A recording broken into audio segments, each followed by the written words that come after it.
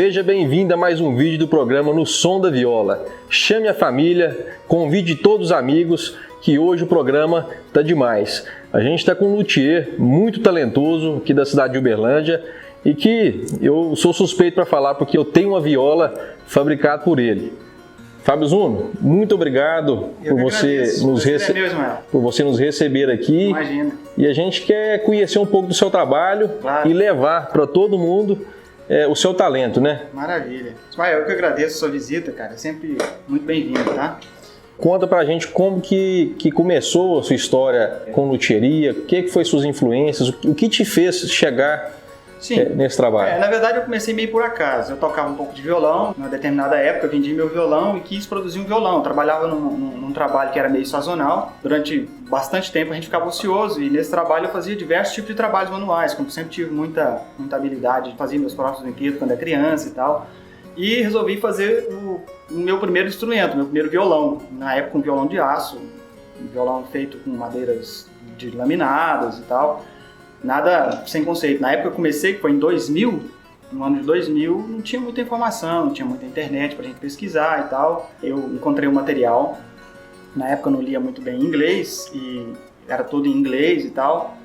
E de lá eu tirei muito conhecimento. E na prática eu fui desenvolvendo, até que fui convidado para participar de um concurso em que eu precisava produzir um violão para poder presentear, para poder premiar o concurso, e a partir daí eu levei mais a sério a construção do violão. O violão clássico hoje eu considero um dos instrumentos mais difíceis de se produzir, né, com a qualidade que se exige e tal, e foi nele que eu comecei a aprofundar o meu conhecimento, e o conhecimento é bem conceitual, dá para aplicar em todos os instrumentos, né? A partir daí eu comecei a fazer a viola, fiz vários violões, vim desenvolvendo. E a partir de 2006 eu comecei a trabalhar só com a luteria, né? Que comecei a fazer trabalho de manutenção, trabalho de construção mesmo, recebi bastante encomendas. A primeira viola que eu fiz ficou uma viola muito boa, apresentei para um violeiro e ele ficou muito encantado, me incentivou muito. Sua viola de número 1? De número 1. E a partir dessa de número 1 eu desenvolvi outras violas e fui aprendendo, outras ficaram não tão boas quanto a primeira. A gente vai entendendo o processo até que a gente desenvolveu uma técnica bem interessante, eu aprendi um pouco o conceito, apliquei. Hoje eu tenho uma viola praticamente autoral em todos os sentidos, né? Em termos de formato, em termos de estrutura, a maneira que se produz a viola em si, os processos, né? Que existem várias escolas de luteria que ensinam vários processos de montagem do instrumento. Eu desenvolvi um pouco as minhas ferramentas, né? Minhas próprias ferramentas, como todo luthier, em geral, desenvolve suas próprias ferramentas. Então, a partir daí nunca mais parei. Bacana. Até hoje desenvolvendo. Bacana. Daquele momento lá, Fábio Zuno, que você participou como fabricante de um instrumento que ia para um concurso, né? Sim. Até hoje, são quantos anos? São de 2006 até hoje, dá 14 anos. 14 anos, mais ou menos. Então são 14 anos. Sem férias. Sem férias, trabalhando em casa e muito. Isso. As informações que a gente tem é que o Fábio Zuno é meio vampiro. Ele trabalha de noite. Eu tenho um hábito de trabalhar à noite. Descansa de dia. A noite tem uma série de vantagens. Eu sempre fui muito noturno, né? Tanto que você vê que minha oficina é meio isolada, que é justamente para abafar um pouco o barulho que a gente faz, inevitável, né? Alguns processos realmente são melhores à noite. Então eu trabalho bastante à noite, né? Descanso pela manhã um pouco. Bacana. Fábio Zuno, você lembra exatamente do momento que você fez a sua viola de número 1? Para quem que foi? Como que foi? As dificuldades que você tinha? Sim, essa viola, na verdade, eu fiz ela para mim mesmo. Eu não tinha noção de viola, não tinha essa cultura da viola. Essa viola passou na mão de várias pessoas. Hoje eu não sei com quem ela está, né? Foi uma viola feita de madeiras totalmente brasileiras, o tampo dela era de cedro brasileiro, a caixa dela era de embuia, uma embuia lindíssima. Na época eu não sabia que tinha várias classificações das embuias, vários tipos, várias colorações. Era uma madeira extremamente velha e eu não sabia tanto que era importante fazer com madeiras envelhecidas. E ela já era velha, que eu tirei ela de uma janela. Era uma janela dessas casas que tem janelas de madeira, que tinha na época, né? E até hoje ainda tem alguns restos dessas madeiras que eu guardo tudo, né? Então essa viola ficou excepcional talvez por esses elementos que a gente cita, né? Madeira, a técnica que eu já tinha do violão. Então, quer dizer, a viola eu já comecei fazendo viola com um certo conhecimento da produção, da técnica, né? Porque uma coisa é você saber o que precisa ser feito, outra coisa é conseguir fazer aquilo. Então, no primeiro momento eu sabia o que precisava fazer, mas para conseguir precisava treinamento. É como tocar, né? Às vezes você tem a teoria ali, mas precisa praticar. Vamos falar agora um pouco mais específico sobre madeiras, né? Você começou a dar uma pincelada aí, que madeira mais velha, tem um timbre diferente, mas você lembra para quem foi a sua viola de número 50? Viola de 50 foi pro Ismael. Então a gente vai falar então sobre madeiras, e para você falar sobre madeiras, eu quero fazer realmente um passo a passo do que um violeiro que já tem a sua viola, que não é artesanal, né? O que ele precisa observar para estar fazendo mesmo encomenda de um instrumento que é um instrumento totalmente personalizado, né, Fábio Zuno? Eu vou pegar a viola aqui. Gente, essa aqui é a viola de número 50, viu? Fábio Zuno. Qual que é o ano dela aí? Essa viola é de 2015, a viola que eu fiz pro Ismael. É uma viola feita com abeto alemão. Em geral, no Brasil hoje, no mundo em geral, a gente usa basicamente as madeiras para tampo, são madeiras de baixa densidade, e as principais são abeto alemão, antigamente chamado de pinho sueco, por exemplo, né? Existem vários tipos de abetos, mas o abeto alemão é o mais usado, que tem uma característica muito peculiar de ter uma riqueza sonora, uma riqueza de harmônicos, é uma madeira muito boa de trabalhar. E na viola, no caso, a gente usa o tampo de Sitka também, que é um outro tipo de madeira. Ela é um pouco mais escura, mais rósea, né? A madeira é um pouco mais densa. Então a gente trabalha ela de modo diferente, é claro, né? Mas dá um timbre muito limpo, um timbre muito claro. A gente usa muito em violas e instrumentos de cordas de aço em geral, né? E usa também o cedro canadense. O cedro canadense é uma madeira mais escura e é a madeira menos densa que existe. Esse é o cedro canadense. O cedro canadense é uma madeira de baixíssima densidade, uma sonoridade, um volume muito bom, sabe? E então, na viola, a gente trabalha ela muito diferente no violão. Por exemplo, ela é uma madeira muito usada para fazer violão clássico, por ser uma madeira com um timbre bem aberto, um timbre bem brasileiro, inclusive. Bonita, né? É bonita. Uma madeira demais. muito bonita. Muito frágil, tem que trabalhar com bastante cuidado. Mas na viola, mais ainda, porque violeiro geralmente costuma bater demais na viola, né? Então é uma madeira bem sensível e quase que não tem recuperação quando quebra, né?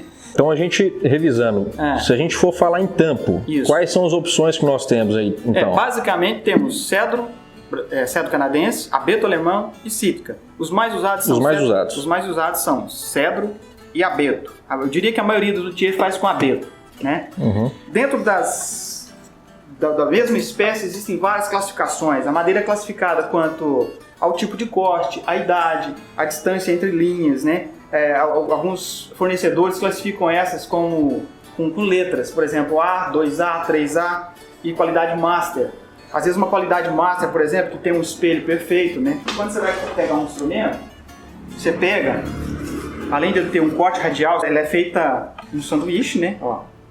Você abre ela, chama rissol em inglês. Quando você abre essa madeira, você tem um espelho, um lado espelhando o outro. Quanto mais uniforme for esse espelho, mais boa classificação tem a madeira, né? Se ela for 100% radial, quando você abre ela tem praticamente idêntico um lado com o outro, certo? Isso é importante para quem é iniciante, por exemplo, ou quem quer olhar o instrumento, não tem muito olho técnico. Se você vê que um lado está idêntico ao outro, você sabe que aquela madeira tem geralmente uma qualidade melhor, né? Às vezes você pega um instrumento, por exemplo, que um lado é muito diferente do outro, significa que é uma classificação baixa. Não necessariamente ruim, mas a viola pode sofrer com o tempo. Por exemplo, as variações de clima, que isso aqui sofre muitas variações depois que a viola está pronta. E quanto mais radial e quanto mais bem estruturada, melhor ela sofre essas amplitudes, né? Melhor ela suporta essas amplitudes. O tampo é responsável basicamente assim por 80% da qualidade do instrumento. É claro que os outros elementos também são importantes, inclusive o acabamento. Então tem instrumento que você faz, fica perfeito, lindo. Quando você faz o acabamento, você estraga o instrumento. Então é possível você estragar um instrumento com acabamento. Então o acabamento é muito importante. Tampo, acho que ficou bem esclarecido. Vamos partir para as laterais agora? Claro. Lateral é o seguinte, ó, uma peça aqui com mais ou menos 2 ponto alguma coisa de milímetro, depende da densidade da madeira. A gente vai curvar ela. Para a gente curvar isso aqui, você tem que umedecer, depende da madeira, a gente umedece, aquece e coloca numa forma, né? Uma forma como essa aqui. Essa forma aqui é a forma de montagem, né? Essa minha aqui é feita em MDF, em compensado mesmo, né? Existem formas de metais também, que são muito boas e tal. Aí essa lateral aqui, ó, depois que a gente curva ela, a gente coloca ela dentro. Essa forma, Fábio Zuno, cada luthier tem o seu formato, né? Geralmente sim. Geralmente sim.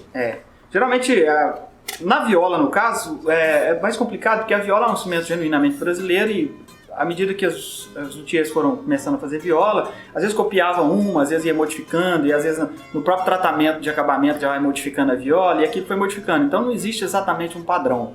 É lógico que se você for aplicar o conceito, você tem que respeitar algumas proporções. Então a viola tem uma proporção entre o bojo maior, o bojo menor, o volume interno de ar, etc. Então, dependendo do resultado. Se você tiver uma técnica bem apurada, você consegue dominar isso com uma certa... relativamente, porque dominar completamente o instrumento é um instrumento meio vivo. A hora que ele termina, é aquele resultado ali. A gente fica satisfeito ou não, ou se surpreende pro bem ou pro mal. A gente pode dizer então que no formato do corpo, que a gente vai falar da lateral agora, certo, tem basicamente 3 formatos, me corrija se eu estiver errado, que é aquela viola cinturadinha, corpo médio e corpo grande. Pode-se dizer que sim. Não necessariamente a viola grande tem mais sonoridade, tem mais volume, não. Porque uma viola de tamanho médio, por exemplo, tem uma potência extraordinária. Isso é determinado por diversos fatores físicos, né? Se você tem uma viola pequena, estreita, por exemplo, a velocidade com que o som percorre é mais rápida, então você tem uma viola mais explosiva. Isso é um conceito. Não necessariamente você vai conseguir isso só aplicando, você tem que ter a sensibilidade ali de fazer isso, né? Formatada a lateral, você coloca ela aqui, estrutura ela por dentro, coloca um rem grosso para você colar o tampo e fundo, o tampo já previamente já estruturado, equalizado, você faz os testes depois de ter colocado a roseta. Aí você coloca o fundo tem uma certa curvatura, o tampo também tem uma curvatura. Eu percebi mesmo. Tem uma curvatura aqui que é puramente por geometria para você estruturar o instrumento, sabe? Não tem muito a ver com a sonoridade, embora isso traz rigidez ao instrumento, traz uma certa característica. Tudo que você coloca no instrumento traz algum benefício ou malefício para o instrumento. Quais são as principais madeiras para viola que são utilizadas nas laterais? Nas laterais, hoje, quando você quer uma viola muito explosiva, que é uma sonoridade mais potente e com um pouco menos de duração de notas, você usa uma madeira de baixa densidade. Maple, embuia, cedro brasileiro, mogno. Estou citando, inclusive, madeiras mais alternativas, né? O maple e o jacarandá são as madeiras mais usadas no mundo inteiro para fazer instrumentos por ter características muito específicas, né? O maple por ter essa beleza incrível que ele tem, o jacarandá por ter características sonoras muito interessantes. E no caso, o jacarandá ele é muito usado em instrumentos clássicos. A viola é um instrumento clássico, mas é um instrumento relativamente novo hoje. Com a técnica que a gente produz hoje, é de pouco tempo para cá que se está fazendo. Antigamente se fazia violas muito rústicas, né? Hoje a gente faz uma viola bem elaborada, com uma afinação mais precisa, né? Com uma tocabilidade mais fácil, porque antigamente as violas eram muito difíceis de serem tocadas, né? Eram violas que não afinavam muito bem, então hoje em dia a gente vai aprimorando. E o próprio violeiro hoje é mais exigente, né? Tanto porque estuda mais, a viola tem tido um campo em outros tipos de música diferente da que antigamente se usava. Hoje em dia você usa viola para todo tipo de música, né? Isso exige que a viola tenha mais qualidade para produzir isso. Maple, jacarandá. Existem várias espécies de jacarandá. A mais utilizada hoje no mundo pela disponibilidade, pelo custo-benefício, é o jacarandá indiano. O jacarandá da baiano é uma das madeiras mais caras que existem e é uma das madeiras que tem uma característica acústica bem peculiar.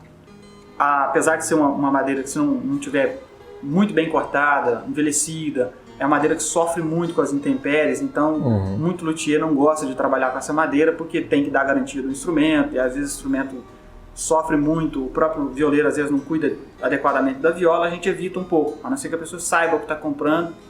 É interessante. Com certeza é um instrumento de belíssima, não tem discussão sobre isso, né? O fundo, ele necessariamente tem que ser a mesma madeira da lateral? Necessariamente não, mas classicamente se usa sim. Eu já vi instrumentos que têm laterais de uma madeira, mas isso é mais experimento, isso a gente usa mais para modernizar. Existem algumas pessoas que estão fazendo uso disso, inclusive gente usando espécies diferentes, uma lateral de um lado, a outra lateral de outra, né? Isso vale muito no tampo. No fundo eu acho que não faz muito sentido, mas acaba que esteticamente fica interessante. Eu mesmo já fiz cavaquinhos de 2 cores. Violas eu nunca fiz de 2 cores, com 2 madeiras diferentes, porque eu não achei muito sentido e ninguém nunca me encomendou. Encomendar eu faço. Então a gente pode dizer então que as madeiras da lateral e do fundo, se tiver uma baixa densidade, vai ter uma maior explosão sonora. Sim. Ele tem mais explosão, mas ele não tem continuidade sonora no caso, né? Se você estruturar ele da maneira correta para isso, mas de forma geral é isso. Você tendo um instrumento de baixa densidade nas costas, você vai ter uma explosão. A energia que você aplica na viola para produzir som, ela vai explodir na hora e vai durar menos. Madeiras de alta densidade não tem uma grande explosão, mas aquele som que se mantém por um longo tempo. Exatamente. Então, os pagodeiros gostam de madeira de baixa densidade. Porque é explosivo. Quem toca muito rápido, com técnicas flamencas, por exemplo, gosta de instrumento que tem uma explosão rápida e uma finalização rápida também. Quem gosta de viola mais clássica, que gosta de escutar o instrumento assim, nota por nota, bem devagar, e aquela nota soar... Aí usa um jacarandá com uma densidade um pouco mais alta. Aí, neste caso, a espessura da madeira que você usa, a maneira... Cada peça é uma peça. Você pode tirar 2 jogos, por exemplo, de uma mesma peça de madeira, são peças diferentes. Você tem que tratar elas individualmente. Se você quiser fazer um instrumento de primeira qualidade, você tem que ter esse conhecimento. Fabzuno, falamos sobre tampo, lateral e fundo. Vamos finalizar agora a parte da frente, né? Cavalete, cavalete braço geral, e mão. Cavalete em geral, eu sempre uso o jacarandá, geralmente o baiano, porque ele tem uma característica que chama decaimento logarítmico, que é a característica que ele tem, por exemplo, de você tocar, ele tem uma densidade interessante e ao mesmo tempo é leve, sabe? Então, isso promove, por exemplo, uma transmissão rápida. Lógico que existem outras espécies que funcionam muito bem, mas o jacarandá da Bahia, em geral, é a melhor madeira.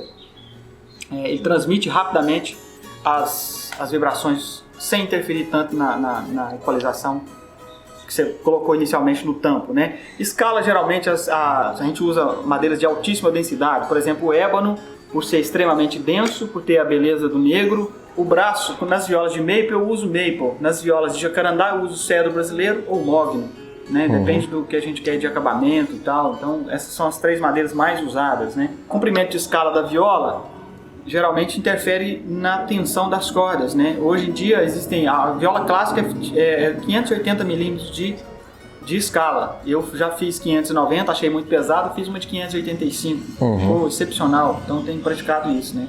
Quanto a, por exemplo, um instrumento ele pode ser captado ou não. No caso da sua, você tem um equalizador aqui, um pré-equalizador.